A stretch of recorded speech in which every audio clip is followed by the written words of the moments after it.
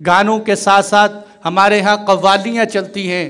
قوالیوں کے بارے میں بھی کچھ بات عرض کر دوں۔ یہ بات تو ٹھیک ہے کہ بعض مرتبہ قوالی میں اللہ کی حمد بیان کی جاتی ہے، آپ علیہ السلام کی سیرت ہوتی ہے، لیکن میرے بھائیوں ساتھ ساتھ میوزک بھی چل رہا ہوتا ہے، ساتھ ساتھ میوزک بھی چل رہا ہوتا ہے۔ آپ جانتے ہیں کہ دودھ لے کر اگر اس دودھ کے اندر پیشاب کا صرف ایک قطرہ ڈال دو یا شراب کا صرف ایک قطرہ ڈال دو تو پورا دودھ خراب ہو جاتا ہے۔ اللہ کے نبی کی حمد و ثنا کے ساتھ وہ میوزک چلے جس سے اللہ کے نبی نے منع فرمایا، تو میرے بھائیوں ایسی سیرت کا کوئی فائدہ نہیں، ایسی حمد کا کوئی فائدہ نہیں۔ اور بہت سارے لوگ دھوکہ بھی دیتے ہیں یا دلیل دے دیتے ہیں، کہتے ہیں جی کہ سماع، اولیاء کرام کہتے ہیں کہ قوالی سننی چاہیے، سماع جائز ہے۔ میں حضرت نظام الدین اولیاء رحمۃ اللہ علیہ کے حوالے سے بتاؤں، حضرت فرماتے ہیں کہ قوالی کے سننے کی 4 شرطیں، قوالی کے سننے کی 4 شرطیں۔ نمبر 1، قوالی سنانے والا مرد ہو، لڑکا بھی نہ ہو اور عورت بھی نہ ہو، صرف مرد ہو، لڑکا بھی نہ ہو عورت بھی نہ ہو، صرف مرد ہو۔ دوسرا فرماتے ہیں کہ قوالی کا جو مضمون ہے وہ فحش نہ ہو، وہ گندہ قسم کا مضمون نہ ہو اور اس کے اشعار غلط نہ ہوں۔ نمبر 3 شرط یہ ہے کہ اس قوالی کو سننے والے اہل اللہ ہوں، جو اللہ کی نیت سے، اخلاص کی نیت سے اس کو سننے والے ہوں۔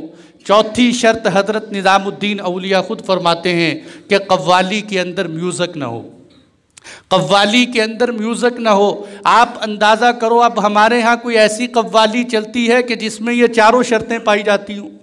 اور دوسری بڑی خرابی کیا ہے کہ اس کے اندر دوسری بڑی خرابی کیا ہوتی ہے کہ اکثر اس میں مبالغہ امیز اشعار پڑھے جاتے ہیں، اور ایسے مبالغہ امیز اشعار ہوتے ہیں کہ کبھی اللہ کی ذات کو بھی چیلنج کیا جاتا ہے، کبھی جنت جہنم کا مذاق اڑایا جاتا ہے، اور خود اکثر قوال خود بدعمل ہوتے ہیں تو لوگوں کو بدعملی کی طرف دعوت دیتے ہیں۔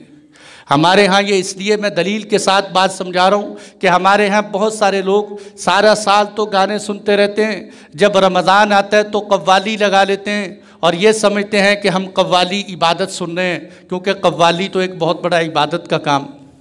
قوالی عبادت نہیں ہے۔ قوالی جس طرح گانے کے اندر میوزک اور گناہ وہاں ڈائریکٹ تھا، یہاں انڈائریکٹ ہے۔ یہاں سنتے ہوئے لوگ یہ کہیں گے کہ یہاں تو قوالی سن رہے، اصل میں قوالی کی لذت نہیں ہوتی، میوزک کی لذت ہوتی ہے۔ اور تیسری بڑی خرابی اس کے اندر کیا ہے کہ قوالی سننے کی وجہ سے انسان کا ذکر اور تلاوت سے توجہ ہٹ جاتی ہے، اس کا اہتمام ختم ہو جاتا ہے، انسان کا دل ہی نہیں کرتا کہ میں تلاوت کروں، میں ذکر کروں، وہ کہتا ہے یہی سن لو، یہی کافی ہے۔ اور اس میں چوتھی بڑی خرابی یہ ہے کہ بہت سارے لوگ قوالی سن کر وہ دھمال ڈالنا شروع کر دیتے ہیں۔ وہ جیسے بہت سارے کرنٹ قسم کے لوگ، ان کی طرف انگلی کے اشارے کیے جائیں تو ان میں کرنٹ پڑنا شروع ہو جاتا ہے، جسم میں حرکت آ جاتی ہے، دھمال پڑنا شروع ہو جاتا ہے۔ حضرت تھانوی فرماتے ہیں کہ جو آدمی جس کو ذکر سے ایسا دھمال پڑتا ہو، اس کو اونچی بلڈنگ پہ دیوار کے قریب کھڑا کیا جائے اور وہاں ذکر سنائیں، اس کو کبھی دھمال نہیں آئے گا۔ اس کو پتہ ہے اگر یہاں دھمال آ گیا تو نیچے پسلیاں ٹوٹ جائیں گی۔ وہ دھمال انسان کو بڑی ترتیب سے آتا ہے۔ اور عجیب بات یہ ہے کہ صحابہ کرام میں سے 1.25 لاکھ صحابہ کرام میں سے ایک بھی قوال نہیں تھا۔ کوئی ہے دنیا کی تاریخ لا کے دکھائے کہ 1.25 لاکھ صحابہ میں سے کوئی قوال تھا، تابعین میں سے کوئی قوال تھا، یا اللہ کے نبی کے دور میں کسی نے قوالی پڑھی، یا ذکر آن سننے کے بعد انسان کے جسم پر وجد طاری ہو جائے اور اس کی طبیعتیں گرنے لگ جائے۔ اللہ کے نبی کے دور میں صحابہ کے ذکر کا ایسا کوئی حال نہیں تھا۔ یہ میرے بھائیوں دھوکے ہیں جو عوام کو دیے جاتے ہیں کہ اللہ کے نبی صلی اللہ علیہ وسلم کی سنت زندگی کی طرف پلٹ کر آئیں۔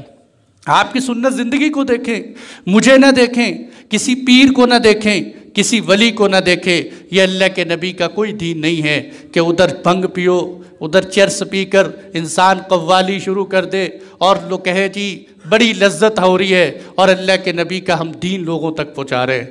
یہ اللہ کے نبی کے دین پہنچانے کا کوئی طریقہ نہیں۔ آپ علیہ الصلاۃ والسلام کا دین بڑا صاف اور شفاف دین ہے۔